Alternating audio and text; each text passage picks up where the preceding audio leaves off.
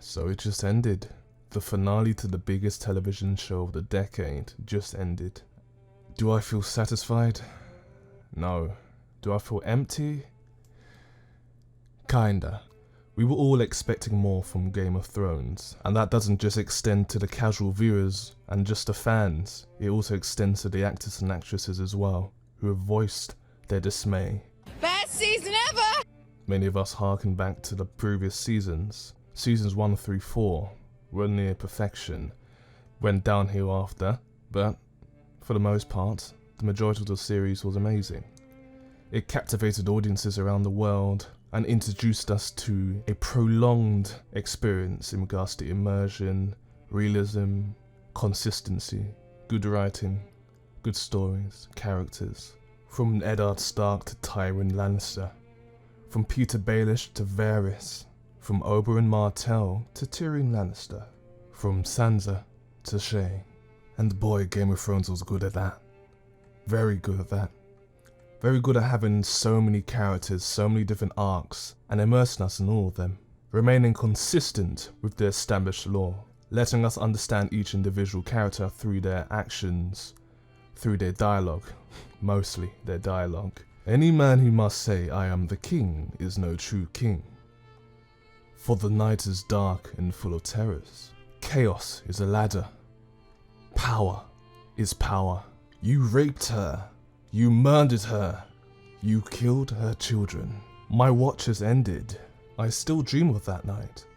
Not of the sorcerer, not of his blade. I dream of the voice from the flames. No, I don't want it. I love you, Dany. You're my queen. Literally every fucking scene he was in, oh my god. You know what, fuck it, I'm gonna rip this piece of shit to shreds. Last week I thought Dany's character was butchered enough, but it seems Jon's character just gets more butchered every fucking episode he appears in. Literally, I swear that half of his dialogue in every fucking episode this season has been, "I love you, Dany. I love her. She's my queen. She's my fucking queen. No, I will do what she says. I will obey my queen. You will obey your queen. I don't want the throne. I don't want it. She's my queen." Literally, that's all he's fucking said. They butchered the character progression to shit in this show. Like, oh my fucking god. And I'm not sure if it's because they've rushed it, or because they didn't give a fuck, but they just literally ruined the series. 8.5 of our fucking lives gone to waste. I don't know if they realise that. Maybe they do and they don't care. If you've watched any of the inside the episodes, then you'll clearly understand that they have no idea what the fuck they're doing. Look back to episode 4's inside the episode, where they literally say Daenerys forgot that the Iron Fleet was there. What? Is that the excuse you have? But anyway, enough rambling, let me get to the episode at hand. It starts with Tyrion, Jon and Davos walking down the road. Ash and what appears to be snow is falling, which is interesting scenes outside King's Landing was a desert at the start of episode 5. But suspension of disbelief. After this, Jon and Grey Worm have a standoff, woo. Tyrion goes into the Red Keep to do some exploring and he finds a dead Jaime and Cersei in the underground because somehow he was able to squeeze through all the debris that crushed Cersei and Jaime and blocked their exit, but whatever. The plot demands it. Eventually, Jon goes past the Dothraki celebrating and the Unsullied in protection mode towards the Red Keep, and Arya is following him with her Splinter Cell skills. Drogon drops off Daenerys and then the Queen does her speech, because she's now Queen of the Ashes. Oi oi, puns, quips, jokes. Daenerys names Grey Worm the Master of War, Arya gives an empty death stare, and Tyrion resigns his hand off the Queen and is arrested. Deus Ex Arya. Fast forward, Jon goes to see Tyrion in prison, and Jon is in denial or fear or both, which is annoying as fuck. But the plot demands it. I won't even do it myself, I will let Tyrion do it. She saw her dragon shot out of the sky. And she burned down a city for it. This even betrays Jon's character from the previous fucking episode. The same Jon who tried to stop his men from killing the surrendering Lannister soldiers, who had to kill his own man for attempting to rape a random woman in King's Landing. But now he's just completely in denial. What? It's easy to judge when you're standing far from the battlefield. Would you have done it?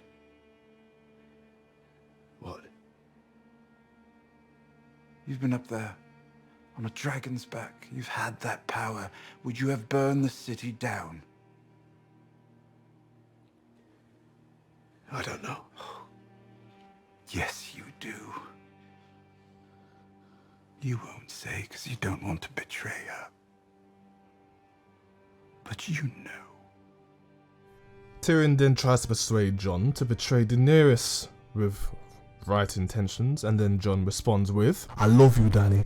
I love her. She's my queen. She's my fucking queen. No, I'll do what she says. I will obey my queen. You will obey your queen. I don't want the throne. I don't want it. She's my queen. And your sisters.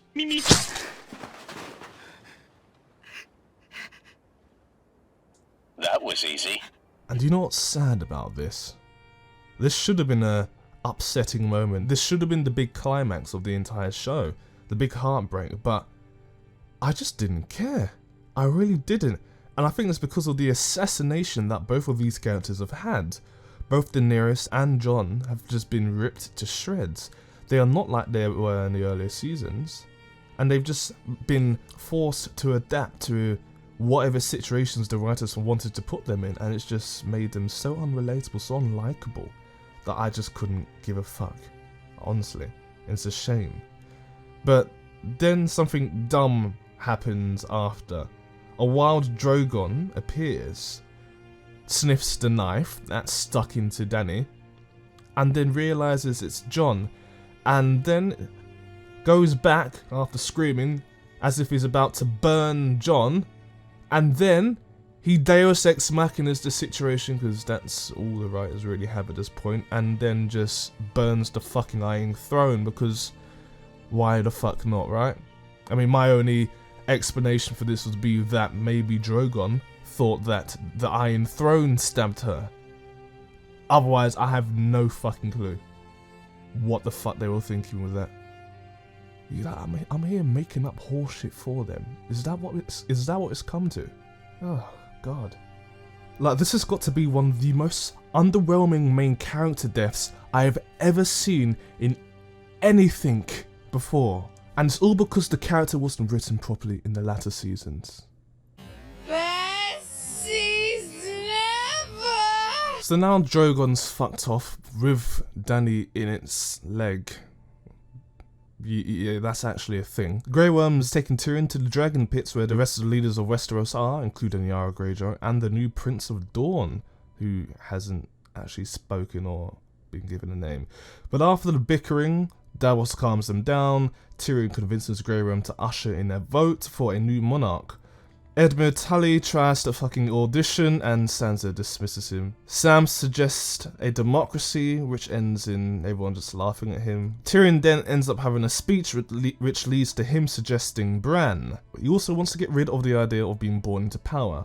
Bran says, "Why do you think I came all this way?" Which can be many things, but let's face it, the writers don't really know themselves now, do they? Everyone agrees to have Bran be the leader of the Seven Kingdoms, but Sansa wants independence for the North, so it becomes the Six Kingdoms. Woo. Then Bran chooses Tyrion as his hand, much to the dismay of Grey Worm.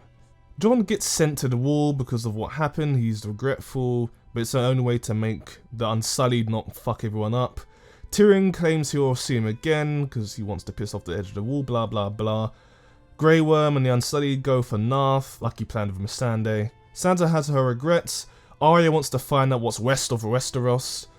King Bran says you are exactly where you're meant to be before Jon awkwardly walks off to his boat to go north. Brienne adds in more information for Jaime's legacy in the Kingsguard book, because now she's the leader of the Kingsguard. There's a scene with Tyrion in the Tower of the Hand. Tyrion fixes some of the chairs for some stupid reason, and then prepares for the small council meeting with Bronn, Davos, and Sam on it. Lord Commander Brienne joins, followed by Bran being pushed by a new anointed knight in the form of Podrick.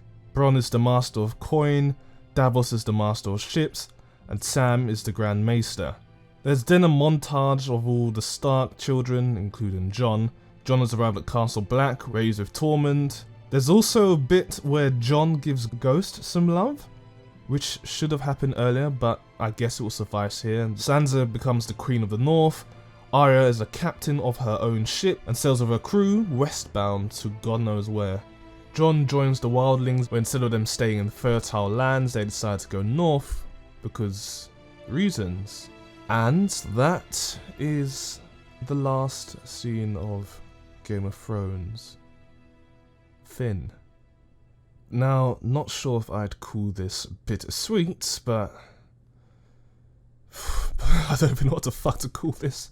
I assume you guys are all probably wondering what the hell happened with Thrones. Well, let me tell you this. Thrones didn't start getting bad in season 8, episode 3. It got bad a long time before that. I'll go as far as back to season 5. They did some isms, but the ones in 5 were minor. The ones in 6 weren't a detriment to the plot, but the ones in 7 was where it got bad. It's where realism became a bit more inconsistent. It's where you start seeing the more Hollywood-esque type camera shots and the way of writing and acting, and it all just went downhill from there. And then there's the obvious fact that they didn't have the book material to copy from, and then you start to see the bigger picture. D&D didn't know what to do. So they come up with the most ridiculous ideas possible, and then they try to tailor the already established characters, the lore, everything into their magical, mystical idea that they've concocted in their pea-sized brains. They decided to rush through this all. Instead of flesh out high amounts of dialogue, long stories, have the journeys from the earlier seasons replicated in the latter seasons, where instead of people teleporting from one continent to another, like in the form of Varys, you have people actually making their way there, so it's a bit more immersive. And it's what we're used to after all, because that's what happened in the past. Who wouldn't have loved to see the northern journey down to the south to battle in King's Landing? Who wouldn't have loved to see that journey on the King's Road, the dialogue, etc.? But we were robbed of that because they rushed. And when you rush things without actually putting any effort into it, what happens, my dears? What happens? You get Game of Thrones Season 8. Season 8 may have been the worst, but as I said before, it did not start there. And also, because they don't have the feel of the characters, and they don't understand the characters, because they probably don't actually watch the show properly and study the books or whatever. I mean, I haven't read the books, but I know more about Game of Thrones than they probably do.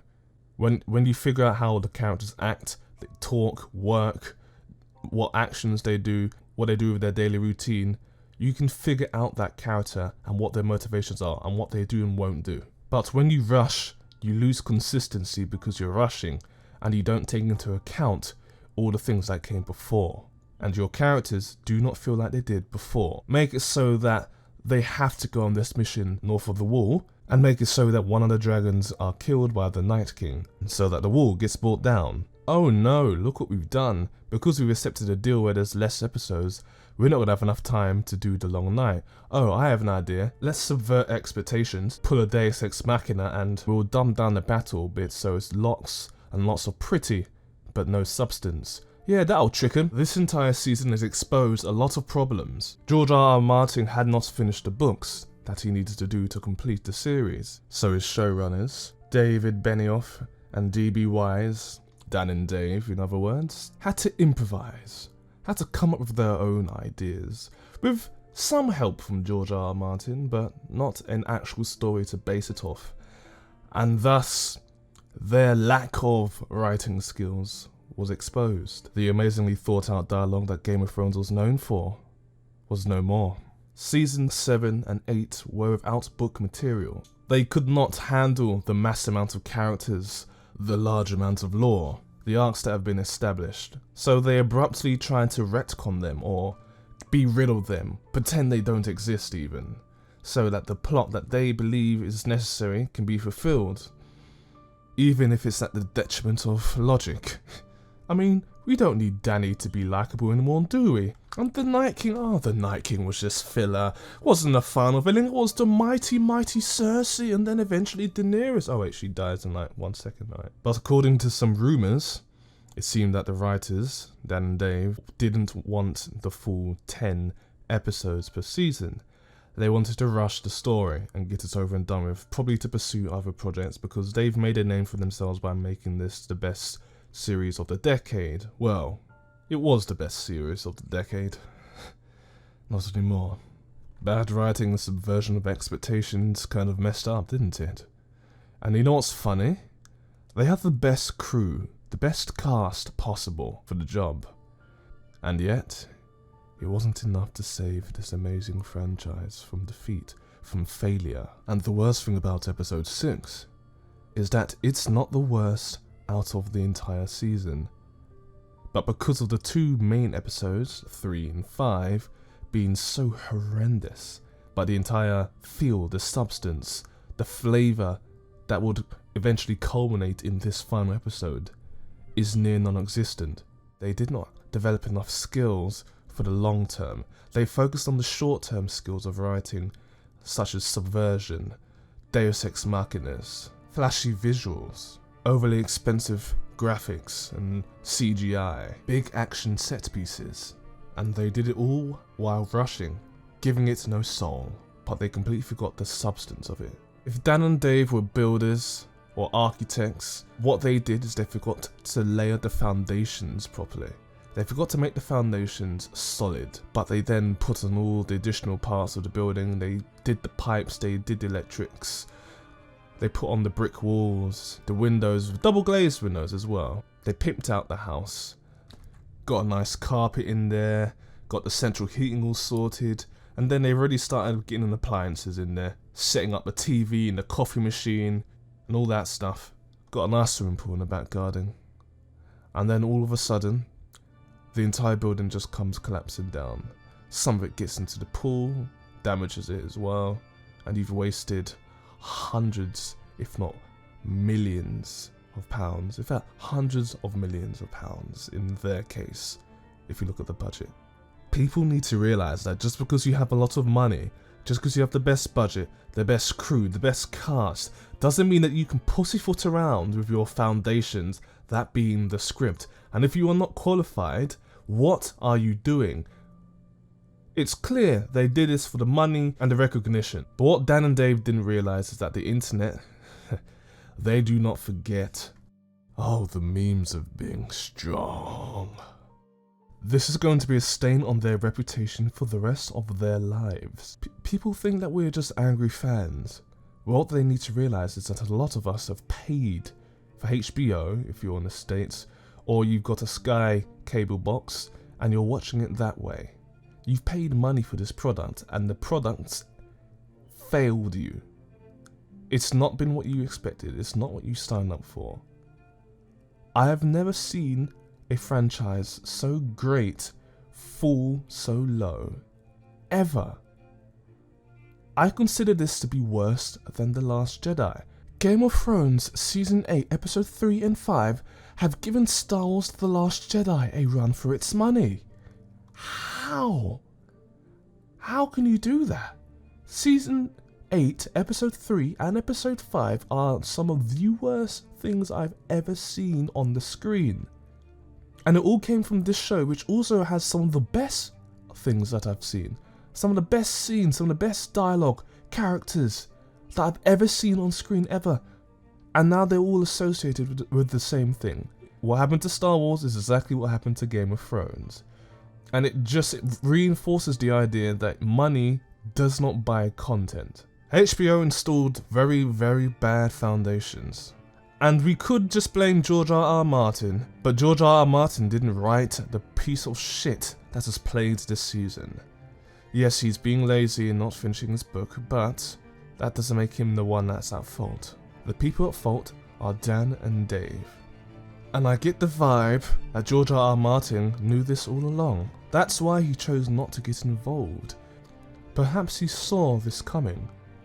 He didn't see the talent in these writers and chose to support other more lucrative products such as The Last Kingdom. You saw him blabbering about that on Twitter. Not once did he mention Game of Thrones. I wonder why. Perhaps the writers chose not to listen to him. The man who has all the source material in his fucking brain. But here's another conspiracy theory for you. Maybe, just maybe, this was George R.R. Martin's way of testing his future books.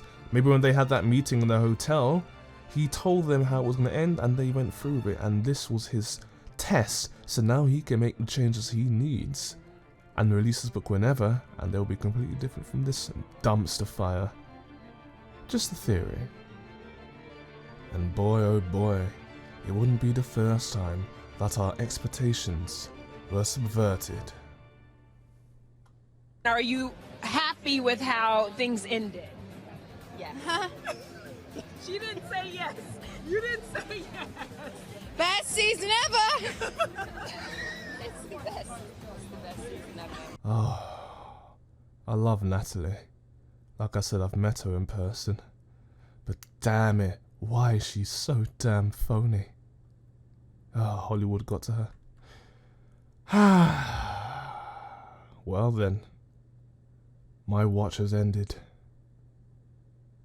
Time to find a new series. See you in the next one. I love you, Danny. I love her. She's my queen. She's my fucking queen. No, I'll do what she says. I will obey my queen. You will obey your queen. I don't want the throne. I don't want it. She's my queen.